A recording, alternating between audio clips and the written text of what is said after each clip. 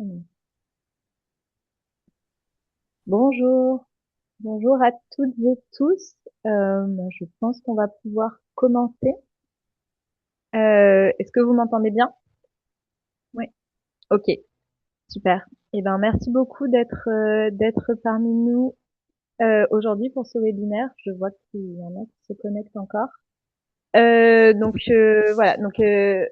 Je suis Manon Coulon-Gavalda. Je suis responsable des relations institutionnelles et des partenariats au Pacte mondial de l'ONU Réseau France. Et je suis avec ma collègue Camille Boss, qui est chef de projet internationaux et qui a organisé ce webinaire. Merci d'être avec nous cet après-midi pour parler des marchés de l'ONU et des opportunités stratégiques qu'ils peuvent représenter pour les entreprises françaises. Comme vous le savez, le pacte mondial de l'ONU, c'est également le lien entre le secteur privé euh, et les Nations Unies. Et c'est pourquoi on se réjouit de pouvoir organiser aujourd'hui ce webinaire, donc en collaboration avec Business France, que j'en profite pour remercier également. Sont connectés aujourd'hui des représentants de des représentants de la représentation permanente de la France auprès des Nations Unies, également des représentants de Business France, des Nations Unies et du World Food Programme. Et donc, sans plus attendre, je vais laisser la parole à la mission permanente de la France auprès de l'ONU pour quelques mots d'introduction.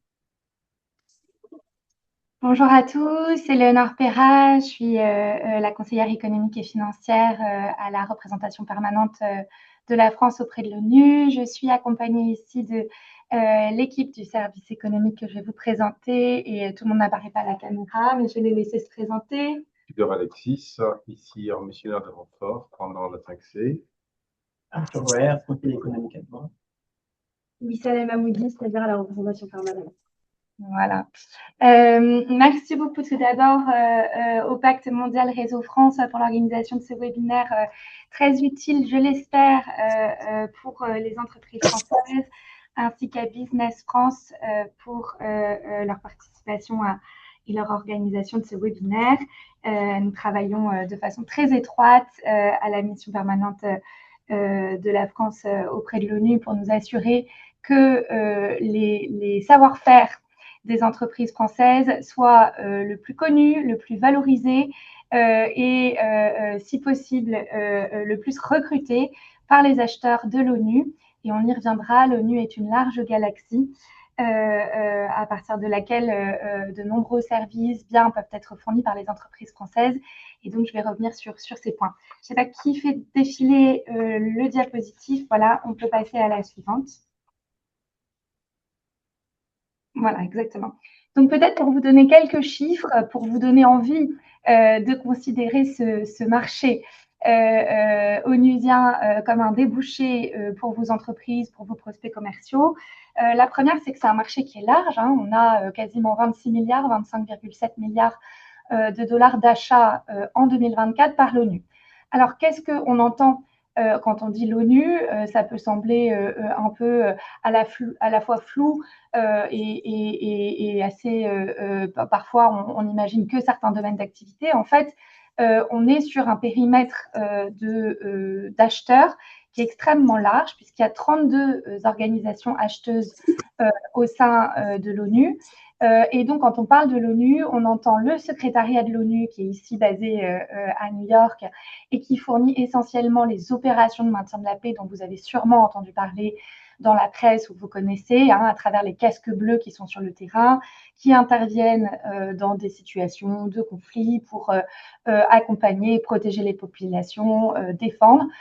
Sur le terrain, il y en a en Afrique, au Moyen-Orient, il y a des missions politiques spéciales aussi en Amérique latine et dans la zone Europe de l'Est. Et donc, on a une géographie qui est très vaste. Et donc, ça, c'est le secrétariat de l'ONU sur les opérations de maintien de la paix.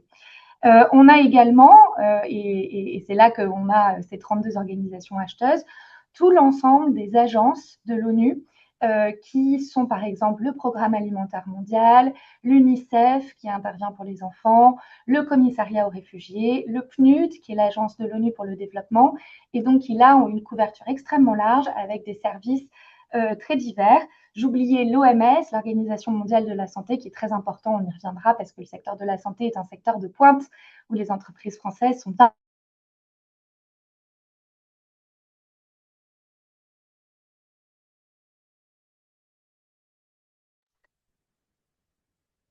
serai au courant. Alors, Oui, on vous a retrouvé? on a perdu quelques instants. Pardon. Donc, je disais, voilà, on a un éventail très large d'agences onusiennes qui achètent et qui fournissent, comme vous l'avez vu, de très nombreux pays et territoires, grosso modo, en fait, qui couvrent l'essentiel du globe avec des services partout sur la planète.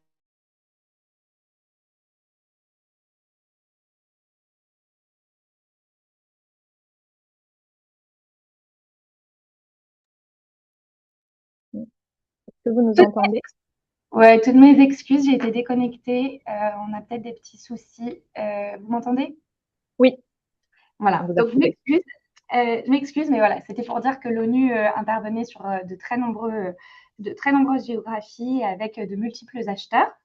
Comme je disais tout à l'heure, merci d'avoir mis cette slide, on a une présence et des secteurs onusiens qui sont très divers, mais qui sont essentiellement portés par les questions de santé, hein, très largement, fourniture de produits pharmaceutiques, de vaccins, d'équipements médicaux, tests de laboratoire, etc. Et les entreprises françaises sont bien positionnées sur ce segment. Il faut continuer à l'être.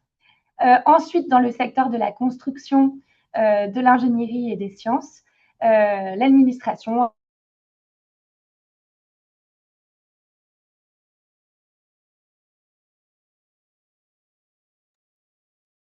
Oui. Alors, De nombreuses perspectives d'achat. C'est la slide suivante pour vous dire que les marchés de l'ONU, c'est pour tout le monde. Il y a en fait en réalité énormément de marchés qui sont de l'ordre de 50 000 $. Donc, toutes les entreprises, TPE ou PME, peuvent candidater à ces marchés. Donc, ça n'est pas que pour les grandes entreprises. Donc, tout le monde peut être concerné. Alors, comment se positionne la France dans les marchés de l'ONU? On est plutôt bien positionné.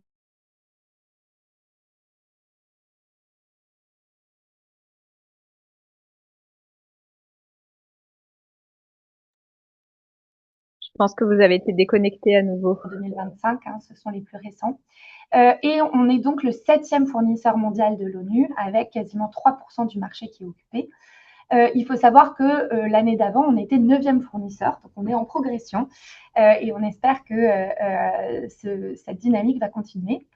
On a approvisionné 31 agences, donc comme je vous le disais, quasiment toutes les agences ont été approvisionnées par des entreprises françaises. Et alors, une petite spécificité, c'est que les marchés français portent essentiellement aux 3/4 sur des marchés de biens. Il y a les biens et les services. On a à peu près 550 millions de dollars de marché sur les biens et 200 millions environ de marchés français qui ont été remportés sur les services. Donc, on a une marge de progression sur la question des services, notamment services d'assurance, services financiers, mais aussi services de gestion, maintenance, etc. Et donc, ça fait vraiment partie des sujets à développer, même si évidemment, il faut continuer à intervenir sur les biens qui constituent, voilà, la fourniture de biens qui constitue une source d'excellence.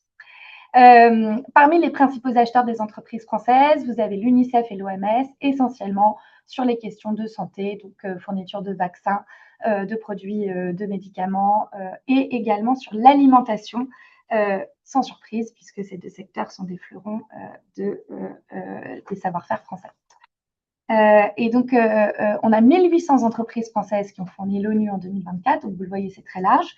On a des très grosses entreprises qui représentent énormément de volume de marché, donc il y a de la place pour les très grosses entreprises et les gros contrats, mais il y a aussi énormément d'entreprises qui ont des tickets à moins de 1 million de dollars, et donc ce sont vraiment des marchés sur lesquels tout type de service, soit gros contrats, soit plus petits, sont possibles. Voilà, je pense que j'ai terminé là. Ah non, une dernière slide, mais pourquoi vendre à l'ONU? Évidemment, d'abord parce que ça constitue un débouché pour vous. D'autre part, parce que vous l'avez vu, ça peut toucher des géographies, des secteurs extrêmement vastes et différents. Et donc, ça vous permet, si vous êtes très spécialisé, de forcément trouver la fourniture de biens et de services adéquats.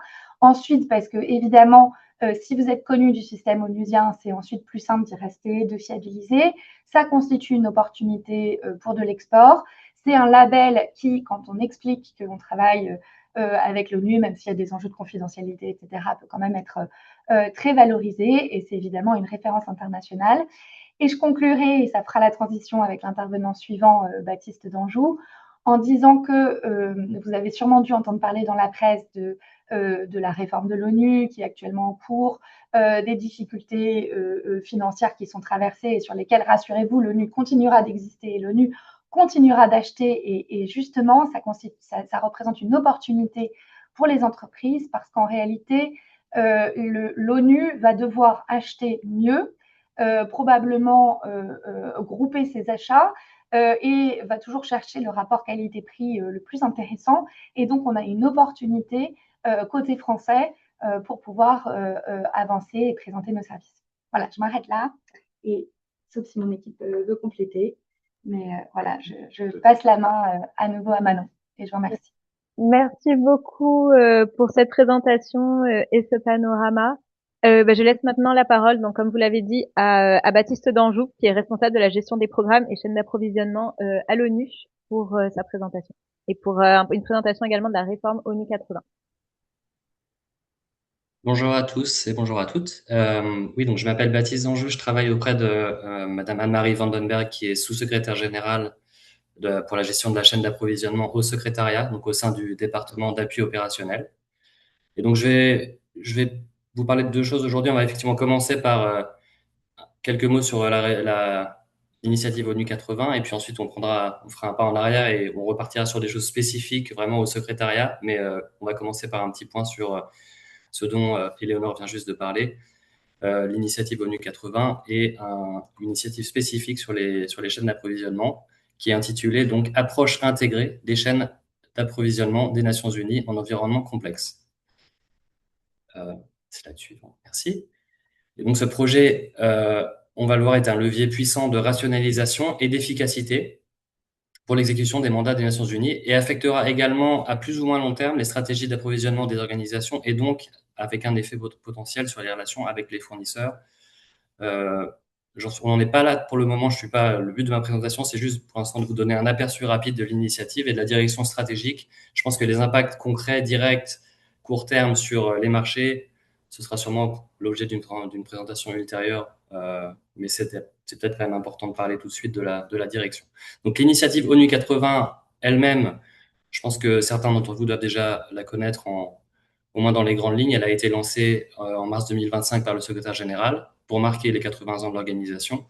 Et elle a pour but principal de renforcer l'impact et la pertinence de l'ONU dans une période marquée par de profonds changements, y compris évidemment une nouvelle réalité dans les financements mis à disposition par les États membres, et donc un besoin vraiment de se recentrer et de faire les choses de façon beaucoup plus efficace et puissante.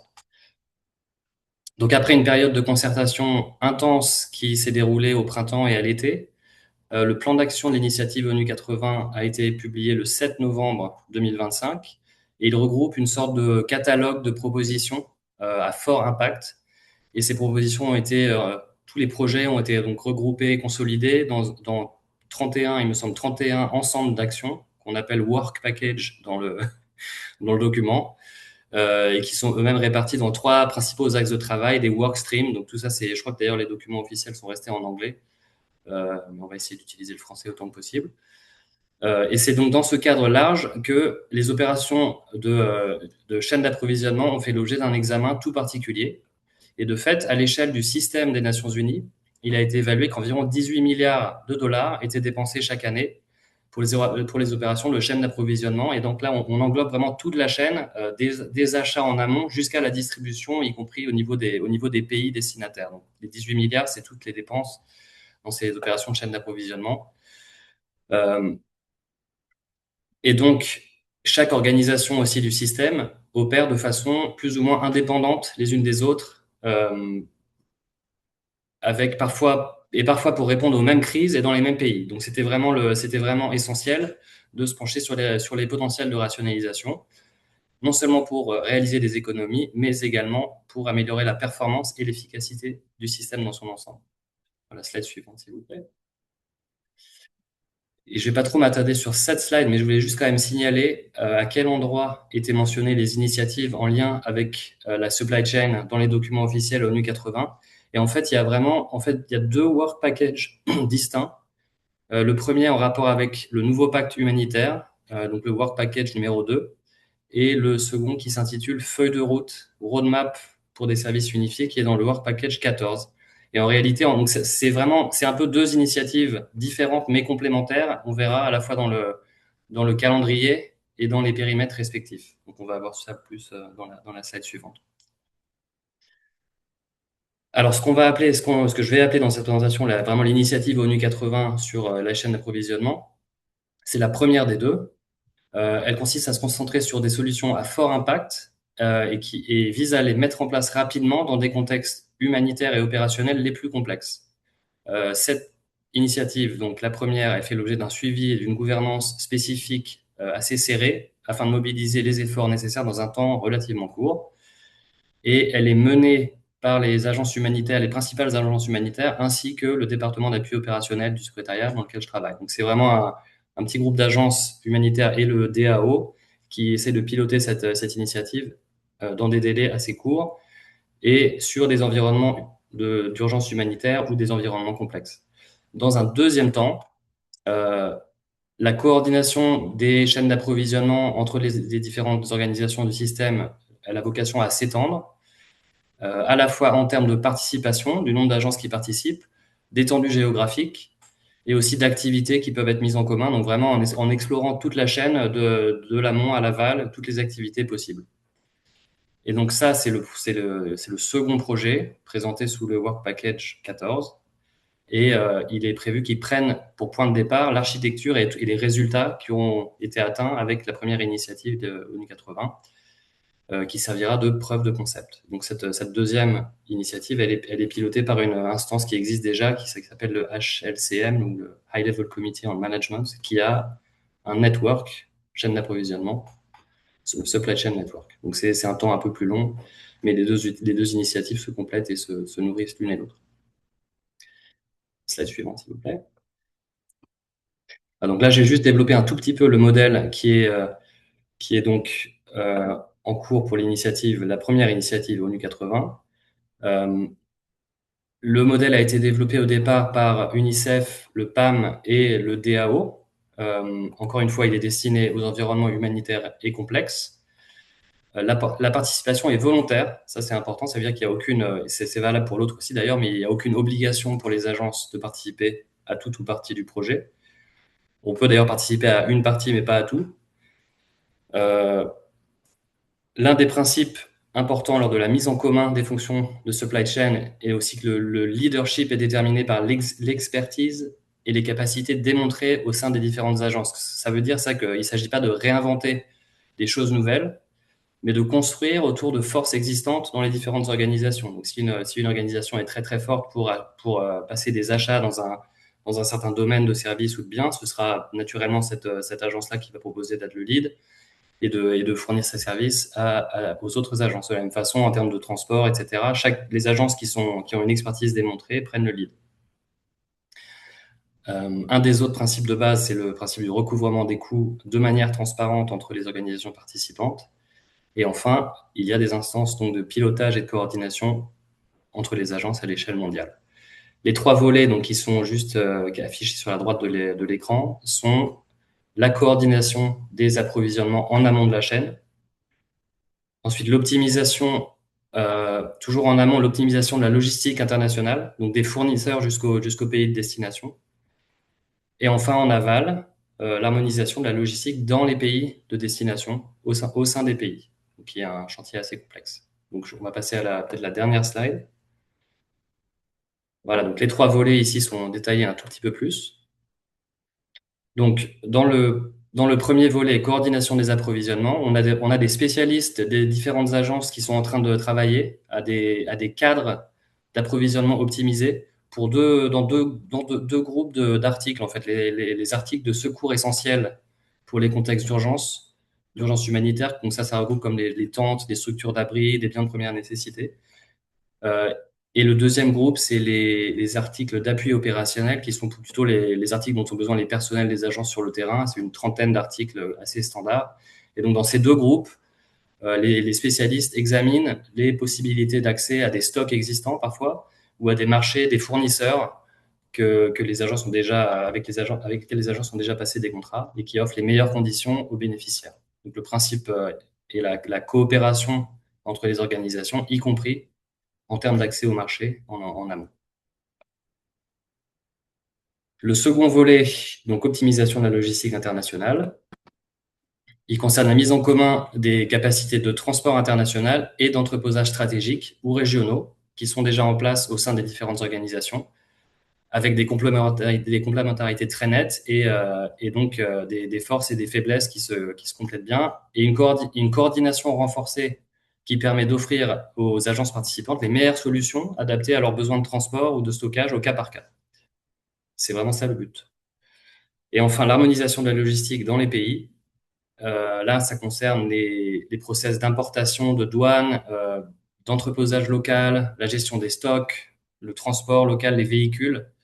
Et donc, ce troisième volet, finalement, c'est peut-être le plus complexe et le plus intéressant, car il nécessite un maillage, une cartographie des capacités locales qui sont différentes finalement d'un pays à l'autre. Donc, chaque agence n'est pas forcément présente de la même façon dans tous les pays. Et donc, notre équipe projet est en train d'accompagner les équipes pays pour cet exercice dans les 5 pays qui ont été retenus comme contextes initiaux. Donc, l'Afghanistan, Haïti, Gaza, la Somalie et le Soudan. Donc, des pays où les besoins sont les plus urgents, mais aussi où les équipes sont les plus sollicitées. Donc, c'est ce qui constitue un défi supplémentaire dans cette initiative.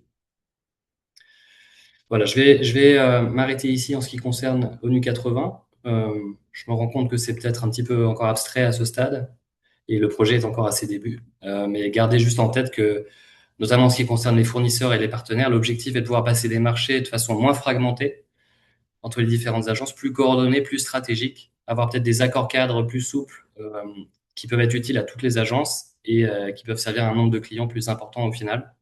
Et puis ensuite, avoir tous les moyens logistiques nécessaires pour déployer tous ces produits et tous ces services au sein des pays de destination le plus rapidement possible et pour une efficacité maximale. Voilà, donc je vais passer, je ne sais pas si on continue et puis on prendra peut-être, je ne sais pas s'il y a des questions. On peut continuer. Alors, maintenant, je reprends, je fais un pas en arrière. Maintenant, je quitte le monde ONU 80 et on se concentre sur vraiment le secrétariat. Éléonore, on a déjà un petit peu parlé, donc je ne vais pas trop revenir là-dessus, mais on est principalement connu pour effectivement les missions de casque bleu, les missions de casque bleu classiques. On a des missions qui sont là parfois depuis des décennies. On a évidemment des missions au Liban, en République démocratique du Congo, Centrafrique, Sud-Soudan, c'est parmi les plus grosses missions. Il y en a des un peu plus petites également. Et on a toute une myriade de missions politiques spéciales, de bureaux régionaux, etc. Donc on soutient donc les grosses missions, mais aussi énormément de clients répartis un peu partout.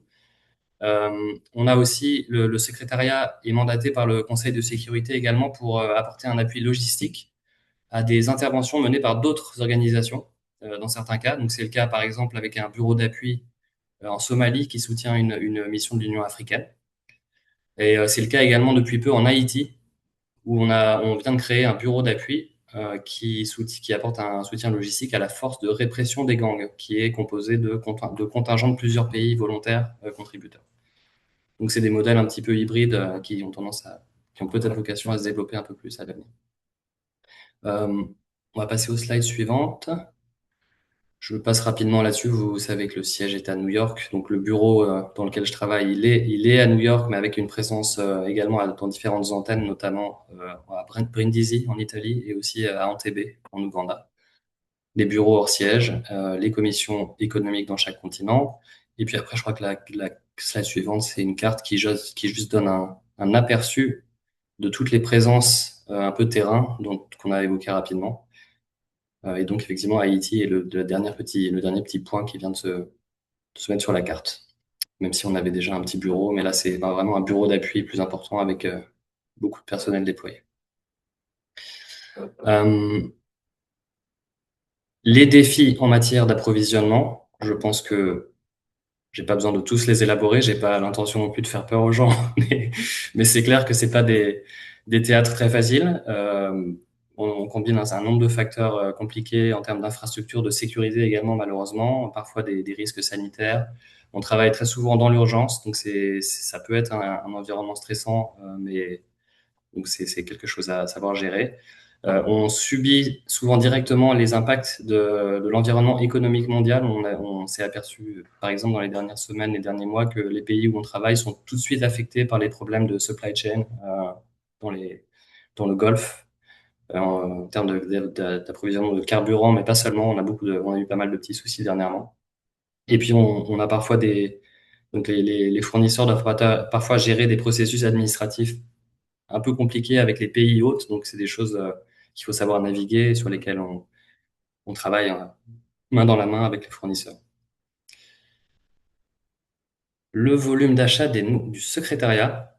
Alors là, on voit donc c'est en fait une assez petite portion de ce que Eleonore a présenté au début. On parle vraiment des achats de biens et de services du secrétariat. Et on voit donc ce qui saute aux yeux, je pense, sur cette slide, c'est juste les chiffres de l'année 2025.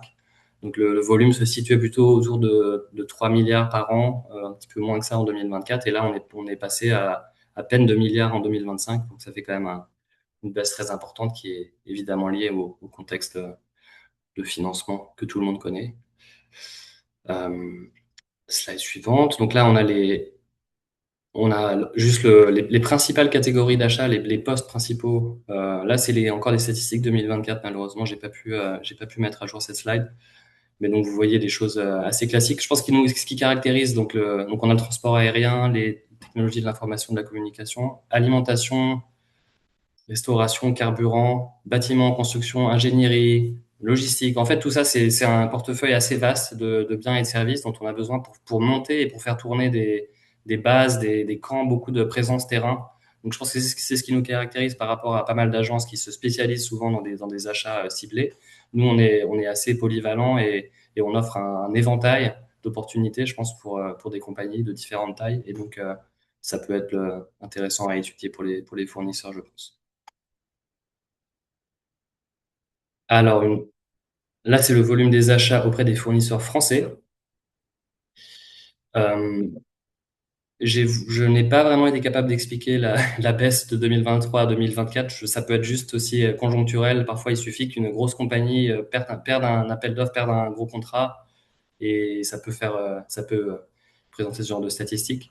La France se situe généralement sur les dernières années entre la 8e et la 25e place de ce que j'ai pu voir en termes de fourniture de services et de biens.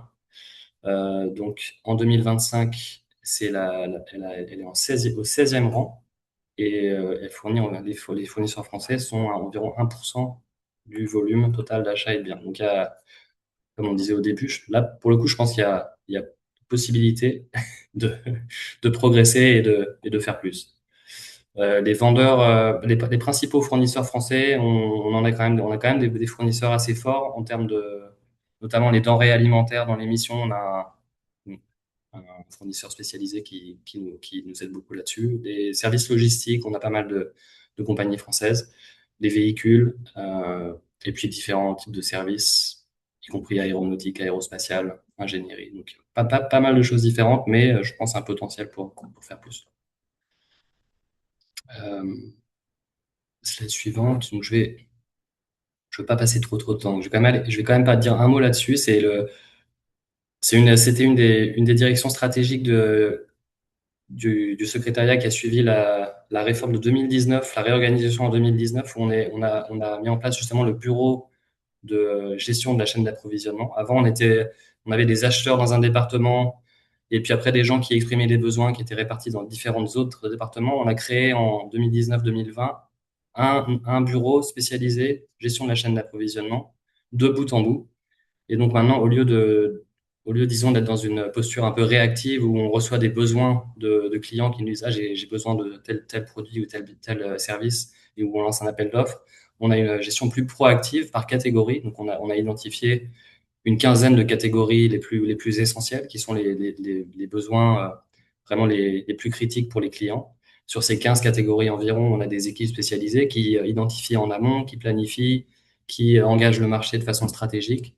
et qui pilote ensuite donc les achats, la performance des contrats de bout en bout. Donc on a, je pense aussi une connaissance des marchés qui s'est bien améliorée. Et voilà. Slide suivante, s'il vous plaît. Ça, c'est un flux de travail typique des achats. Donc, c'est le processus, le workflow disons, des appels d'offres en eux-mêmes. Donc, on est dans juste un petit aspect de cette chaîne d'approvisionnement, mais c'est ce qui est le plus visible, je pense, pour les fournisseurs. Je vais pas passer dans toutes les petites boîtes de ce diagramme, mais bon, on a, disons, la définition du besoin. Souvent, en amont de l'appel d'offres, il va y avoir une étude de marché et une publicité. Donc, ça prend la forme de ce qui s'appelle des requests en français. Je ne sais même pas si c'est traduit, mais on appelle ça request for information ou alors des expressions d'intérêt qui généralement signalent au marché qu'on s'apprête à lancer un appel d'offres. Et donc, c'est là qu'il faut répondre et exprimer son intérêt. Stratégie d'approvisionnement. Dans certains cas, donc dans 99% des cas, je dirais, on va partir sur des appels d'offres. Il y a certains cas qui justifient des exceptions, mais qui demandent des validations ad hoc. On a généralement ces appels d'offres. Dans le cas des appels d'offres les plus complexes ou les plus stratégiques, on va organiser une conférence avec les compagnies intéressées qui permet d'avoir vraiment un forum de discussion, des questions, des réponses. Réception et ouverture des offres. Donc, en fait, pour tout ce process, on a quand même maintenant un outil d'appel d'offres dématérialisé. Donc, ça va se passer dans cet outil. Vous avez accès à la liste des offres qui a été reçue par l'organisation. Slide suivante, s'il vous plaît. Ensuite, on a juste un petit peu avant. L'évaluation technique et commerciale des offres, revue interne, validation. Et ensuite, vous recevez la lettre d'attribution ou une lettre de regret et on vous propose une opportunité pour un débriefing où l'équipe d'évaluation explique aux compagnies comment l'offre a été reçue, comment elle a été évaluée, quelles étaient les forces et les faiblesses pour que la soumission suivante se passe mieux potentiellement. Voilà, donc je crois qu'il me reste une ou deux slides. Celle-ci, donc quand même un mot sur le pacte mondial. On encourage vivement tous nos fournisseurs à participer au pacte mondial. Je crois pas que ce soit une obligation, mais c'est vivement encouragé. Et dans tous les cas, donc les 10 principes du pacte qui sont listés sur cette slide sont retranscrits dans le code de conduite des fournisseurs, qui est pour le coup obligatoire. Toutes les compagnies qui s'enregistrent auprès de l'organisation s'engagent à respecter le code de conduite. Et ensuite, c'est également un élément de tous les contrats que nous passons avec les compagnies. Donc, tous les fournisseurs qui contractualisent avec l'organisation sont tenus par le code de conduite. Et si certains de ces principes ne sont pas respectés, donc les entreprises s'exposent à des conséquences sérieuses, comme les contrats peuvent être annulés ou les compagnies parfois même suspendues. Donc, très important pour nous. Voilà, et dernière slide, si je ne m'abuse, UNGM. Donc là, je sais que l'équipe Business France est tout à fait capable de donner des conseils et des présentations détaillées là-dessus. C'est juste la plateforme que le secrétariat et de nombreuses autres agences utilisent pour faire connaître les opportunités, pour enregistrer et pour chercher des fournisseurs. Donc c'est là où vraiment on encourage toutes les entreprises qui même réfléchissent à participer aux appels d'offres de s'enregistrer sur la plateforme parce que nos acheteurs font leurs recherches dessus, ils cherchent sur certains codes de services ou de produits et en sorte des listings de compagnies intéressées, ils vont publier des expressions d'intérêt ou des demandes d'informations sur cette plateforme. Donc c'est vraiment une chose importante. Il y a 3 niveaux d'enregistrement. Je dirais le niveau 1 et le niveau 2 demandent un peu plus d'effort de votre part. Il n'est pas nécessaire d'être enregistré au niveau 1 ou au niveau 2 pour pouvoir participer aux appels d'offres la plupart du temps. Il suffit d'être juste enregistré, parfois même juste au niveau de base. Ce sera précisé dans certains cas, il est possible que les acheteurs demandent au moins le niveau 1, mais ce sera précisé dans ce cas-là dans les documents d'expression d'intérêt. Mais donc, au moins d'être enregistré à niveau de base, ça peut être utile pour avoir accès et pour être dans le radar des acheteurs de l'ONU. Voilà, je m'arrête là. Je crois que c'est terminé, hein. Et je vous remercie pour votre attention. Et je crois qu'il y a un séminaire en juin où j'espère que tout le monde participera. Merci. Merci beaucoup, Baptiste, pour cette présentation et également pour le petit rappel du Pacte mondial des Nations Unies. Est-ce qu'il y a des questions à ce stade? On a peut-être le temps d'en prendre une ou deux avant de continuer.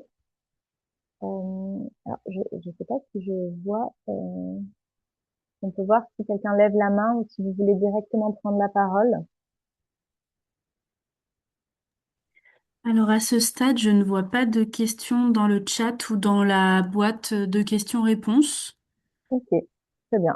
Et ben, Ah dans ce si, cas, en fait, il y a une question d'Isabelle. Qui peut participer à l'ouverture des plis?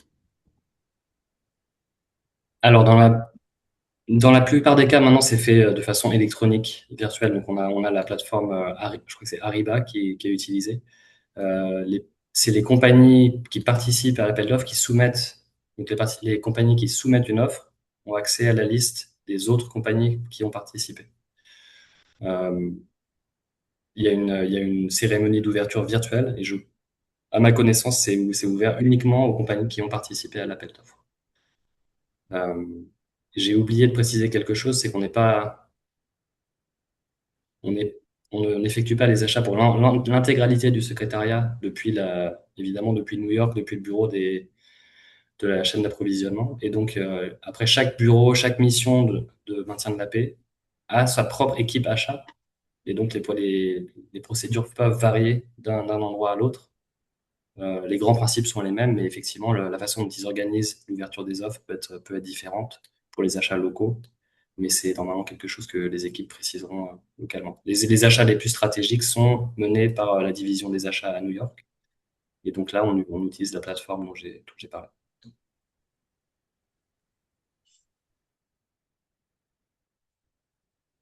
c'est bien, merci. Si je peux peut-être me permettre de poser une question à mon collègue au niveau du secrétariat, comme ça, je n'aurais pas à le répéter et pas à le faire.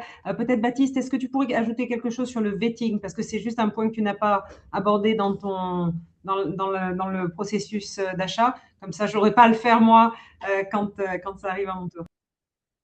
Sur le, pardon? Sur le vetting.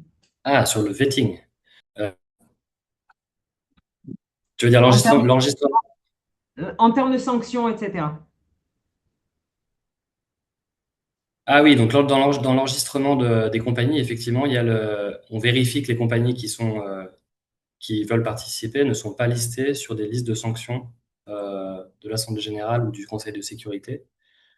À ma connaissance, c'est le seul vetting en termes de sanctions qui intervient au secrétariat pour l'enregistrement des compagnies. Je sais qu'on est en train de mettre en place des processus de Human Rights Due Diligence, pardon, j'ai pas le terme en français. Donc des processus plus poussés dans le cadre des appels d'offres eux-mêmes, etc. Mais ça, c'est un travail vraiment encore en cours avec les agents spécialisés. Mais le vetting, c'est vraiment, est-ce que vous êtes sur des listes de sanctions? Et auquel cas vous n'avez pas la possibilité de vous enregistrer. Très bien, merci. Et ben, du coup, ça fait une transition vers vous, Maëline Cochon. Je vous laisse prendre la parole du coup, pour le programme alimentaire mondial. Merci. Je vais essayer je vais peut-être faire un petit préambule. Je vais m'excuser à l'avance si je fais du franglisme. Je ne suis pas aussi douée que Baptiste, je crois, pour faire cet exercice en français, mais je vais faire de mon mieux. Et je vais essayer surtout de ne pas répéter ce que Baptiste a mentionné et tout ce qu'il a énoncé, qui est valable pour toutes les agences des Nations Unies en termes de principes, en termes de process. On a tous les mêmes. Il y a quelques petites différences. Mais sur le principe et les processus, on tombe tous sous la même guidance. Donc, voilà, tout ce qu'a énoncé Baptiste sur la manière dont on fonctionne en termes d'achat, que ce soit pour des biens ou pour des services, tombe sous le même énoncé, sous les mêmes petites boîtes que tu as montrées, Baptiste, sur la manière dont ça fonctionne. Je suis là pour représenter le programme alimentaire mondial. Ne vous fiez pas à ce qui est écrit derrière moi. Je travaille personnellement au United Nations Humanitarian Response Depot, qui est le réseau de réponse d'urgence des Nations Unies, qui est managé, qui est leadé par le programme alimentaire mondial. Donc ça, c'est ma fonction principale, mais je suis là pour représenter le PAM. On va peut-être passer directement à la première slide et pourquoi est-ce que vous nous avez demandé de venir parler à cette audience? C'était pour souligner un petit peu notre capacité logistique. Donc, qu'est-ce que c'est que le programme alimentaire mondial? Bien sûr, on pense souvent à l'aide humanitaire, mais en réalité, c'est aussi un des plus grands opérateurs logistiques au monde qui fonctionne un petit peu presque avec une complexité comparable à celle des grandes multinationales. Bien sûr, le Programme alimentaire mondial est l'agence principale en charge de lutter contre la faim dans à peu près une centaine de pays, 120 pays en fonction des crises. Et elle a un double mandat d'urgence et de renforcement des capacités et des systèmes alimentaires à travers le monde.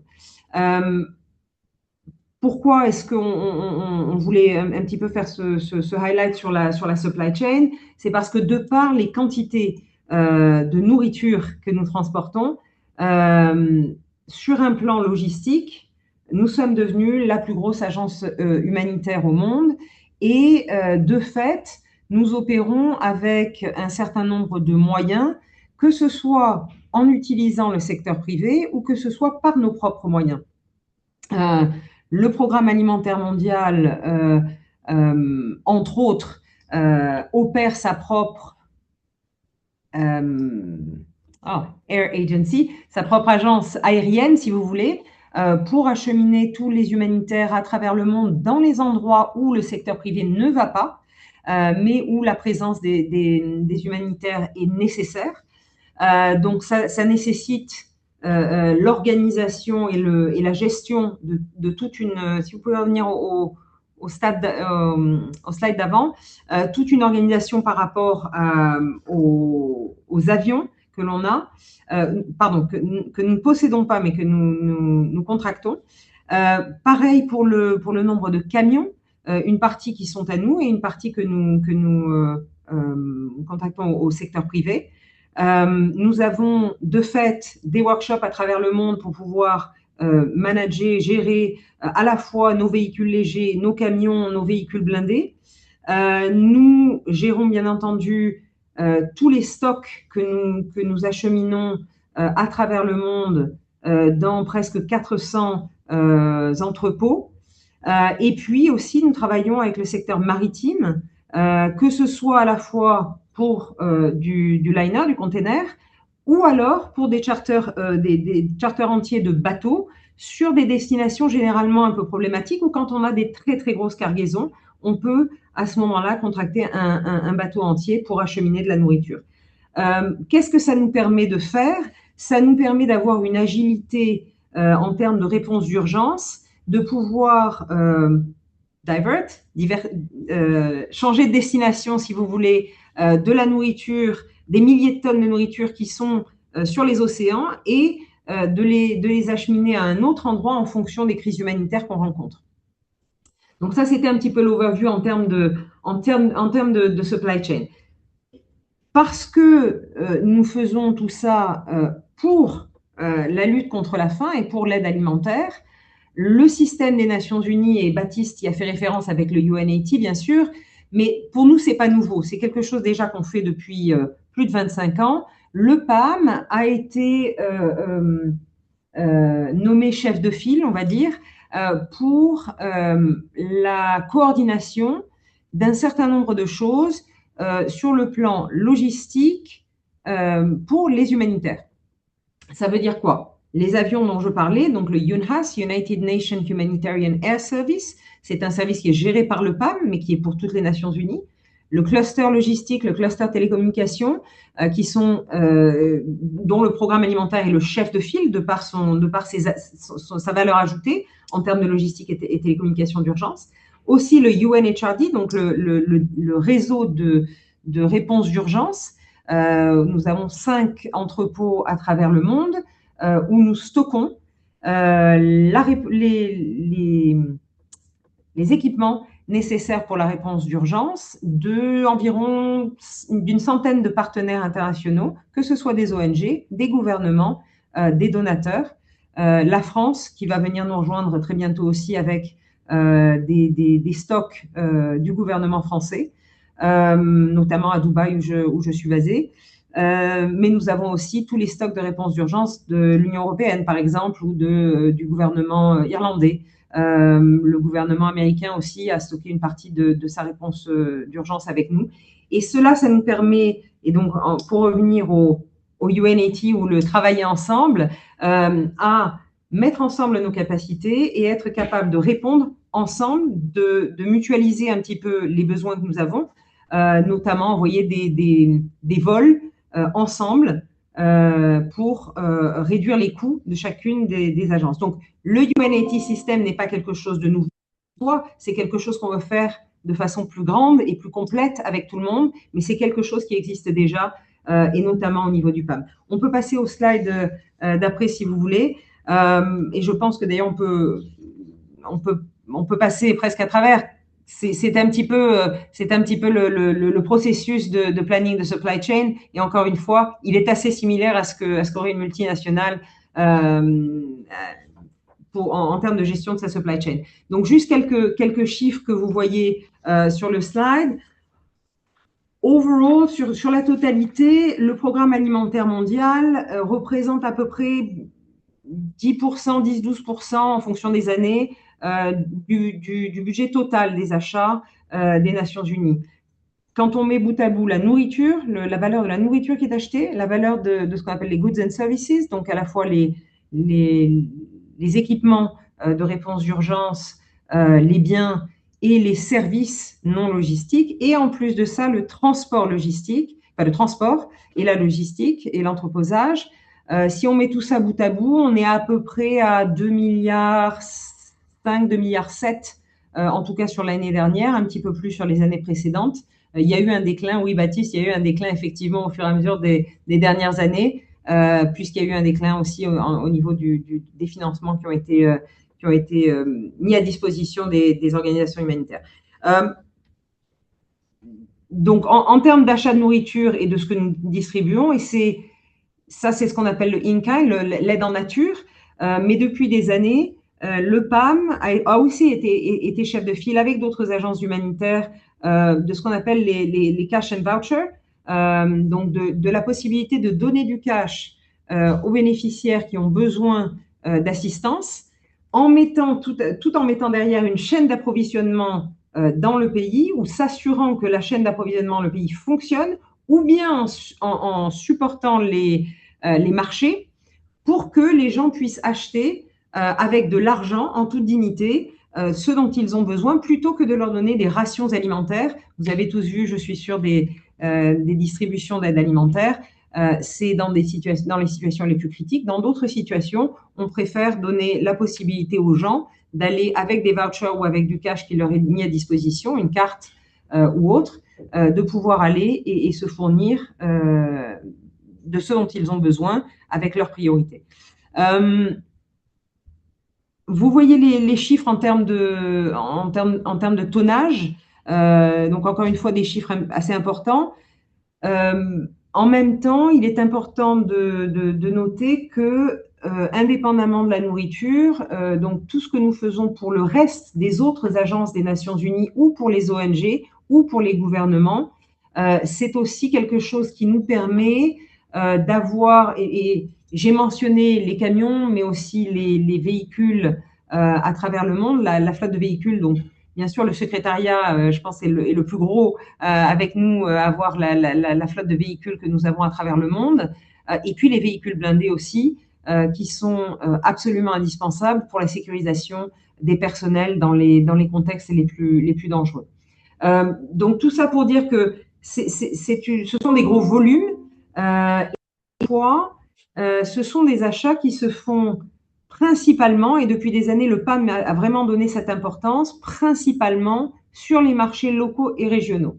Maintenant, quand on dit sur les marchés locaux et régionaux, ça peut être des vendeurs locaux, mais ça peut être aussi des vendeurs internationaux basés ou qui ont des succursales dans ces pays.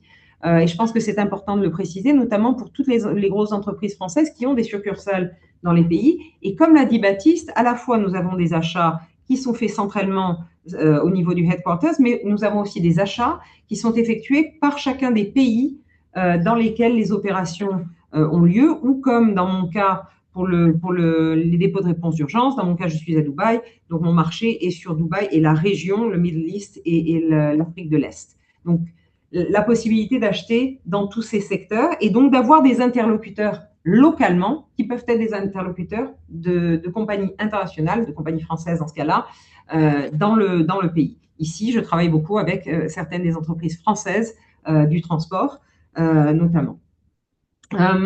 Je voulais aussi très rapidement parler des partenariats que nous avons avec les entreprises françaises, non pas juste sur les achats, mais sur la possibilité aussi de travailler avec des organisations. Je vais vous donner quelques exemples, comme Renault pour les camions, comme CMA-CGM pour les containers, et donc la possibilité, avec bien sûr des limites très fixes et très fermes, mais la possibilité aussi de faire du partenariat. Et pourquoi c'est important? Parce que ça nous permet aussi de bénéficier d'un certain nombre de choses et notamment d'expertise. Et cette expertise, elle est très précieuse. C'est souvent une expertise que nous n'avons pas, qu'il faut que nous allions chercher à l'extérieur. Encore une fois, la limite est très fixe entre le CSA, je crois que ça s'appelle RSE en français, la partie responsabilité sociale. La partie responsabilité sociale et la partie de commerciale, bien sûr. Ça ne bouge pas, mais ça permet de développer des relations. Et donc, dans le cadre de certaines des partenariats que nous avons, que ce soit en transport, en supply chain, en solutions digitales, pour de l'innovation, pour du développement, pour penser ensemble à quels seront les produits dont nous aurons besoin demain pour répondre aux besoins. Toute cette partie-là de recherche et de développement, d'innovation, etc., c'est quelque chose dont on peut, sur lequel on peut travailler ensemble avec les entreprises. L'expertise française est clé. On le sait, que ce soit, alors bien sûr, vous avez mentionné, je crois, au tout début, la partie santé, mais aussi water sanitation, toute la partie eau, avec les entreprises comme Veolia, etc. On a tout un tas d'exemples. J'ai pour souvenir, il y a une dizaine d'années, on s'est tourné vers la SNCF pour avoir des experts qui pouvaient nous aider sur les trains en termes de supply chain. Sur les trains en Afrique. Donc, beaucoup de choses comme ça sur lesquelles on ne pense pas forcément, mais cette expertise-là aussi nous permet ensuite de développer un certain nombre de produits ou de solutions. Et ces solutions-là, c'est ce que, dans le futur, on va peut-être aussi acheter à travers des appels d'offres, puisque ça ne change pas. Je crois que j'ai fait le tour. Je ne sais pas si vous avez d'autres questions pour nous. Je n'ai pas apporté spécifiquement de données franco-françaises sur les entreprises franco-françaises, mais je suis ravie de vous fournir ça par la suite si vous en avez besoin.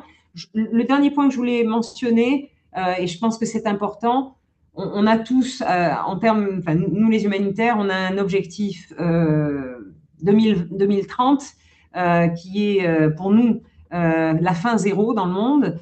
C'était un objectif qui a été fixé il y a quelques années. Nous ne l'atteindrons, non seulement nous ne l'atteindrons pas, mais avec la crise qui est actuellement en cours, on estime qu'environ 45 millions de personnes en plus supplémentaires seront victimes de la faim dans le monde. Et donc, le travail continue, les achats continuent. Certes, nous avons moins de financement, nous les humanitaires en règle générale, mais pour parler business dans ce cadre-là, dans ce contexte dans lequel nous sommes, c'est un marché qui continue, c'est un marché presque, je dirais, malheureusement en croissance. Bien. Merci beaucoup, Méline, et pour cette présentation. Alors, rapidement, puisqu'on n'a plus beaucoup de temps, il nous reste encore la présentation de Business France, mais je vois qu'on a des souhaits de prise de parole. Il me semble que c'est Madame Iriane Tsoa qui a levé la main. Je vous laisse prendre la parole et poser votre question.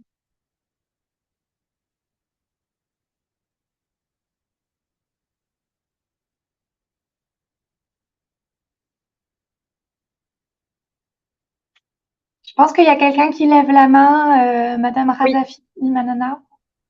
Oui, tout à fait. Alors.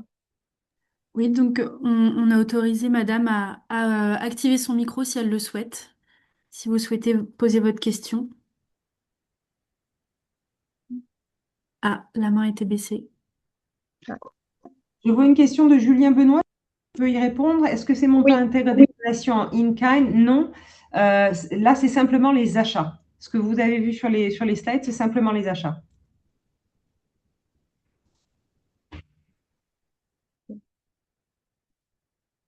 très bien, merci. Et ben dans ce cas-là, donc nous pouvons passer à Nathalie Issa de Business France. Vous avez la parole. Merci beaucoup. Et normalement, il y a ma collègue Isabelle Rowe qui est également connectée Je suis là. depuis le Canada. Oui, bonjour à tous. Ouais. Voilà. Bonjour. Bonjour à tous. C'est vrai qu'il ne nous reste pas beaucoup de temps. Je te propose de passer à la slide suivante, du coup. Alors, à Business France, vous avez une petite équipe, slide d'avant, petite équipe qui est vraiment dédiée aux marchés publics internationaux, qui inclut donc les marchés de l'ONU. Et en fait, grâce à nos bureaux en local, on organise des délégations d'entreprises partout où on trouve un siège de l'ONU, donc notamment Genève, New York, Copenhague, Rome, Vienne et un peu moins fréquemment Nairobi. En fait, il faut savoir que les acheteurs de l'ONU sont assez inaccessibles et n'ont pas le droit, en fait, pour des questions d'éthique, de rencontrer les entreprises, hormis lors des délégations organisées par Business France. Donc, c'est pour ça qu'on encourage vraiment les entreprises qui souhaitent travailler avec les Nations Unies à participer à nos missions. Parce que ça leur permet notamment de mieux comprendre tout le process d'achat qui vous a été présenté par Baptiste, d'anticiper aussi les appels d'offres, de comprendre quels sont les besoins, les priorités de chaque agence. Donc tout ça, c'est plutôt une partie, on va dire, collective lors de nos missions et des parties plutôt individuelles, donc notamment les rendez-vous one-to-one où les entreprises ont des speed dating avec chaque acheteur de l'ONU pour présenter leur expertise et leur savoir-faire. Tu peux passer à la slide suivante. Et là, je vais peut-être laisser plutôt Isabelle présenter notre prochaine mission qui aura lieu à New York dans un peu plus d'un mois maintenant. Bonjour à tous. Alors, juste peut-être un petit mot pour dire que ces missions, nous les organisons depuis de très nombreuses années et qu'elles sont souvent successful, comme on dit en bon français. On a des exemples d'entreprises qui ont réussi leur introduction sur les marchés des Nations Unies et non, ce ne sont pas des marchés qui sont réservés aux grandes entreprises. Donc, on est là pour vous accompagner en tant que PME, alors peut-être pas des TPE, mais important de savoir que c'est ouvert à tous et qu'on est justement là pour vous accompagner et pas seulement au travers de délégations. En tout cas, pour ce qui concerne cette mission que nous organisons à New York les 22 et 23 juin prochains, on parlera évidemment des procédures d'achat de l'ONU pour que vous y voyez encore plus clair, encore qu'on vous a déjà présenté pas mal de choses ce matin, mais on viendra avec d'autres agences comme l'UNICEF, comme l'UNOPS, comme le Programme des Nations Unies pour le développement, par exemple. Et on vous parlera du fameux UNGM, donc United Nations Global Marketplace. Donc, c'est la place, financière, la place pour les appels d'offres où vous devez vous enregistrer et aller très régulièrement pour faire remonter des opportunités. On vous présentera bien sûr les activités et les besoins des 5 agences onusiennes, besoins qui peuvent évoluer au fil du temps, raison pour laquelle il est important de revenir régulièrement à ces missions et d'échanger avec ces gens. L'ONU, ça fait parfois un peu peur, mais c'est complètement abordable. On organisera ensuite des rendez-vous individuels avec chacun des acheteurs. Parfois des prescripteurs, c'est un petit peu plus compliqué. Malgré tout, on passe des messages, et notamment avec l'aide très précieuse de la représentation permanente auprès des Nations Unies à New York. Ensuite, on organisera des tables rondes sectorielles. Donc là, on ne peut pas tout de suite les indiquer. On a évidemment déjà des inscrits, mais tout cela évoluera en fonction des entreprises qui s'inscriront et des secteurs prioritaires, en tout cas les plus représentés. Et puis, pardonnez-moi, on organisera, et ça c'est un moment fort, quoi qu'on en pense, un cocktail de networking toujours à la représentation permanente des Nations Unies, avec peut-être un ou deux représentants des Nations Unies, mais surtout un cocktail qui permet de rencontrer tous ceux qui comptent, comme Éléonore, comme nos collègues avec lesquels nous travaillons et probablement l'ambassadeur, et puis aussi entre entreprises. Et on a là aussi quelques histoires qui seront d'ailleurs probablement évoquées à New York, d'entreprises françaises qui ont réussi à travailler ensemble pour mieux répondre aux appels d'offres des Nations Unies. Et puis, cerise sur le gâteau, j'ai envie de dire, on vous offre une visite du siège des Nations Unies.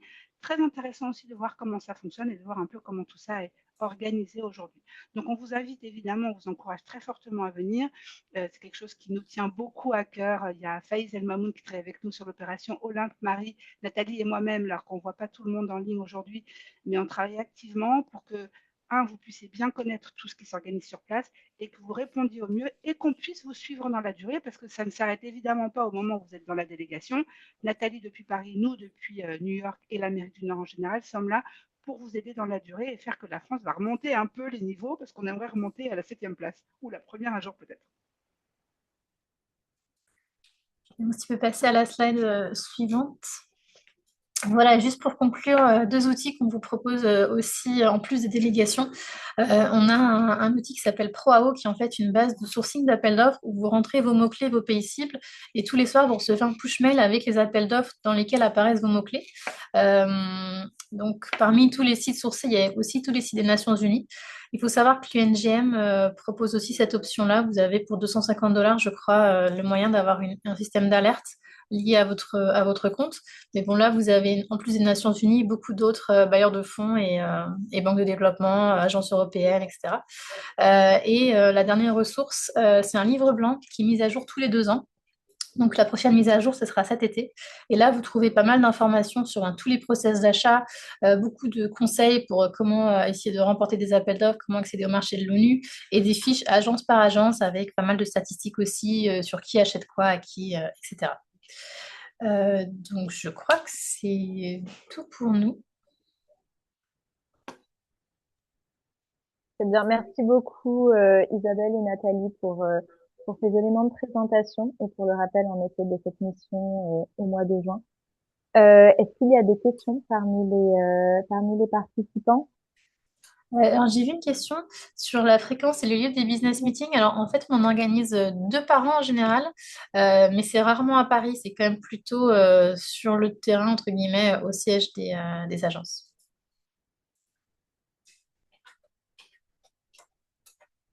Peut-être Nathalie, sous ton contrôle, un se tient à New York tous les ans maintenant et un se tient à Genève, je crois, sous votre contrôle. Genève, mais parfois il y a également Copenhague, Rome et Vienne. Peut-être en complément, ajouter que pour quelles raisons nous organisons ces délégations plutôt au siège des Nations Unies, c'est que ça vous permet de rencontrer plusieurs acheteurs, plusieurs prescripteurs et les gens qui comptent. Parce que si on le faisait à Paris, on n'appelle même pas un dixième. Donc vraiment, c'est pour cette raison qu'il est utile de venir de vous déplacer sur les lieux où ont lieu les délégations. C'est bien. Mais oui, en effet. Merci pour ce rappel, c'est important de le mentionner. S'il n'y a pas d'autres questions, donc on va peut-être conclure. Dans tous les cas, juste pour rappel, donc la session a été enregistrée, donc tous les participants pourront recevoir l'enregistrement de la session et également la présentation. Et puis nous restons bien sûr ouverts s'il y a d'autres questions de suivi, etc., pour faire la mise en relation avec les différents intervenants. En tout cas, merci beaucoup. Encore une fois à vous, Isabelle et Nathalie, à tous les intervenants, la mission permanente, le PAM et également Baptiste d'avoir pris le temps d'intervenir dans le cadre de ce webinaire qui présente des enjeux très importants pour nos entreprises françaises. Et puis, dans tous les cas, à disposition pour continuer à échanger sur le sujet. Et avant de conclure, je crois qu'il y a une dernière question de David dans le chat, peut-être pour Isabelle et Nathalie. Est-il possible de participer à ces séances de sourcing en dehors de ces business meetings en vidéo, par exemple? Non, on n'offre pas. C'est pas idéal. La seule solution, ce serait de dire si vous avez un rendez-vous très spécifique. On peut bien entendu vous inviter à y participer, mais c'est extrêmement compliqué et c'est extrêmement désagréable pour l'avoir tenté pendant la période Covid. Donc, ça ne fonctionne pas du tout. Et les gens des Nations Unies n'apprécient pas qu'on ne fasse pas l'effort de se déplacer. On veut travailler avec les Nations Unies, il faut investir. Je dirais ça pour résumer et être un peu cash peut-être. Et peut-être un dernier mot pour vous dire qu'on vous attend tous à New York et pour vous donner envie. Voilà, on vous montre. Vous avez la vue de New York et tout en bas, vous avez l'immeuble des Nations Unies qui est là-bas, et puis le Conference Center, etc. Donc, nous vous attendons de pied ferme. Voilà. Merci. Merci beaucoup. Au revoir. Merci beaucoup. Bonne fin de journée. Merci à tous. Merci encore à vous. Au revoir. Bonne journée.